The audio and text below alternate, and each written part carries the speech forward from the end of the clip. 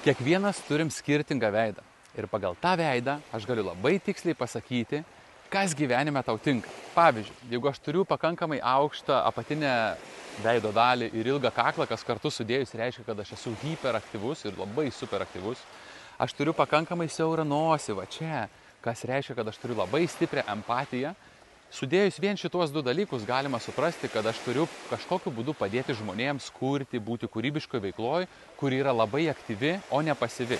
Aš niekaip negaliu sėdėti ofise, kaip tai dariau prieš tai, nes tai gyvenime man netiks ir aš tiesiog ilgainiui tapsiu nelaimingas. Todėl kiekvienas jūsų turi skirtingus charakterio bruožus ir vien matant jūsų veidą, tiesią kaktos liniją, apvalę kaktos liniją, platų smakrą, siaurų smakrą, ilgą nosį, trumpą nosį, užriestą nosies galiuką arba apskritai riestą nosį, ar kumpą nosį, ar vadinamą žydišką nosį. Kiekvienas iš šitų parametrų gali būti perskaitytas, jeigu mes mokam tai daryti. Aš moku tai daryti. Todėl kviečiu tave prisijungti prie mano puslapio gyvenimorevoliucija.com, sužinoti, ką gali sužinoti vien iš savo veido. Linkiu tau keisti savo gyvenimą, linkiu tau kurti, linkiu patirti pilną gyvenimo laimę ir pilnatvę, darant tai, kas geriausiai gyvenime tau tinka. Prisijunk.